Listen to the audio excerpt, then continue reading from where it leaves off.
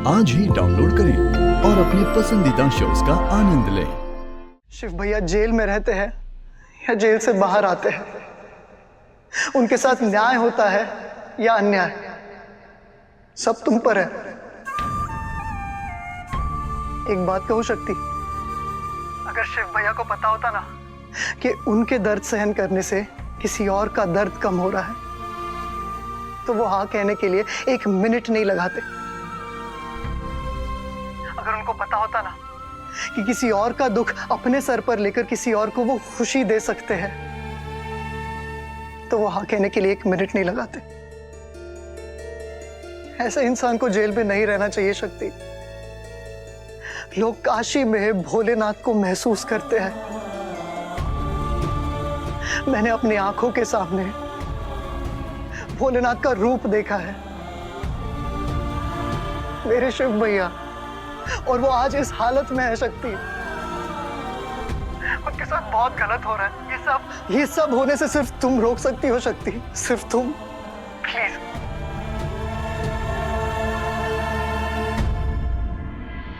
क्या हुआ शक्ति?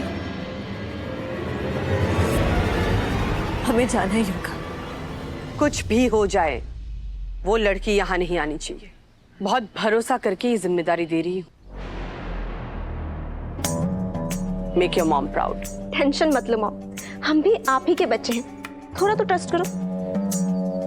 हम वो शिव भैया नहीं जो मुश्किल देखते ही हाथ कांप जाए। वैसे भी मुझे तो ऐसे काम करने में बड़ा रश फील होता है।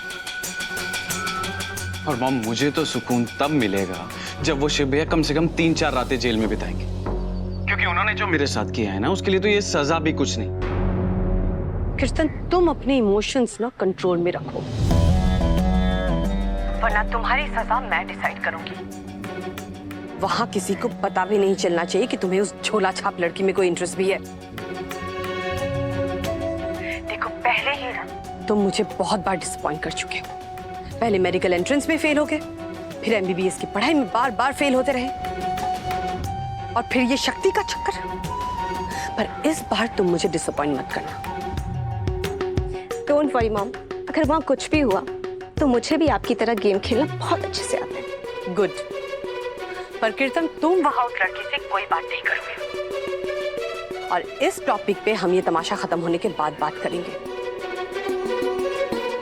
मुझे अच्छे से पता है वो शिव का चमचा नंदू वो शक्ति से जरूर कहेगा कि वो यहाँ आ जाए, और इसीलिए मैंने ये बैकअप प्लान बनाया है। जस्ट मेक श्योर कि वो यहाँ ना आए। जी मां। जब से शिव ने कहा है कि वो मुझसे बड़ा ट्रस्टी है। चाची से बड़ी नहीं, सबसे बड़ी। मेरे दिमाग में चुभ गई है वो बात, चाहकर भी नहीं भुला पा रही हूं मैं मेन मेंबर हूं। तो अब उसे भी तो कुछ यादगार पल दूं। अब जेल की ये 3 रातें वो हमेशा हमेशा के लिए याद रखेगा। क्या तू पुलिस स्टेशन जाएगी? तू पागल हो गई है? मम्मी ना पहले ही बहुत भड़की हुई है, अभी अगर कुछ भी हुआ ना तो वो एक्सप्लोड कर जाएगी, विस्फोट होगा बाय गॉड। लेकिन डॉक्टर शिव जेल में, और अगर हम नहीं गए तो उन्हें जमानत नहीं मिलेगी। हमने ना मम्मी को जिंदगी में कभी इतने गुस्से में नहीं देखा, और अगर देखा जाए तो वो अपनी जगह ठीक भी है ना। सुबह तेरा अखबार में फोटो आया, तेरी वजह से इन औरतों ने मम्मी को 4 सुनाई, और तो और बाजार में इतना बड़ा कांड हो गया। लेकिन अगर अब तूने जाने की बात की ना, तो मम्मी तुझे और हमें, हम दोनों को छोटे छोटे टुकड़ों में काट देगी। हमें तो बहुत डर लग रहा है।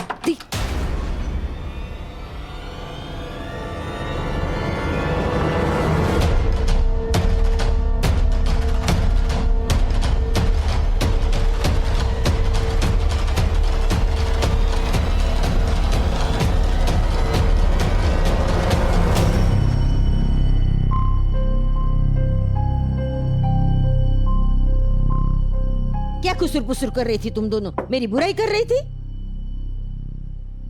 अभी भी गुस्सा हूं तुम दोनों से, पर क्या करूं, मां हूं ना तुम्हारी, भूखा तो नहीं रख सकती तुम दोनों को। खाना लाई हूं, दोनों खा लेना। ये बांदरी, प्लेट एकदम खाली होना चाहिए, हाँ? कुछ भी जूठा नहीं रखना।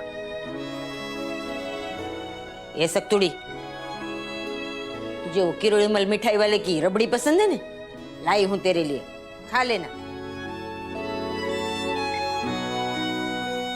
चाची जी,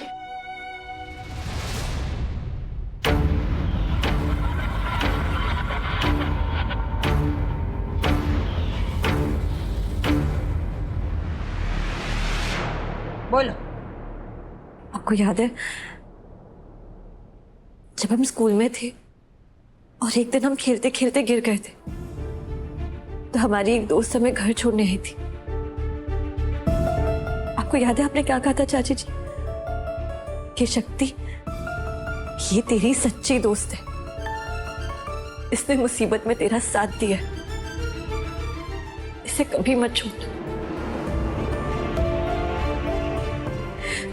ये बात हमने आपसे ही सीखी है चाचा जी। अगर जरूरत में कोई आपका साथ दे, तो जब उस आदमी को आपकी जरूरत रहे तो उसके साथ खड़ा रहना चाहिए। आज डॉक्टर शिव को हमारी जरूरत है। उन्होंने हमारी कई बार मदद की। आज उन्होंने हमें गुंडों से बचाया, और अगर एक लड़की को गुंडों से बचाने के लिए किसी को जेल भेज दिया जाए, ये सही नहीं है ना? चाची जी प्लीज हमें जाने दीजिए। अगर हम नहीं गए तो उन्हें जमानत नहीं मिलेगी। बेटा, 10 साल की उम्र में माँ बेटी को जो सलाह देती है और 20 साल की उम्र में जो सलाह देती है ना, उसमें जमीन आसमान का फर्क होता है। मैं समझाती हूँ। अगर 10 साल की छोटी बच्ची किसी लड़के के साथ खेले ना, तो लोग तो यही कहते हैं, देखो बच्चे खेल रहे हैं। पर वो लड़की 20 साल की होने पर उसी लड़के के साथ सिर्फ चाय पिए ना, तो भी लोग गंदी गंदी बातें करते हैं। इसीलिए हमें कोर्ट, कचहरी, जमानत, पुलिस स्टेशन, इन सब से दूर रहना है।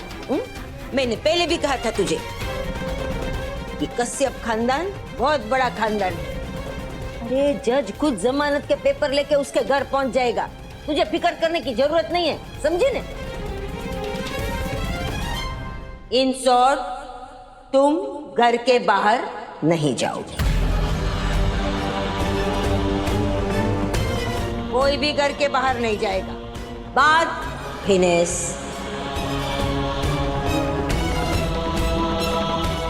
चाची जी, चाची जी, क्या कर रहे हो? डॉक्टर शिव तक कैसे पहुंचे?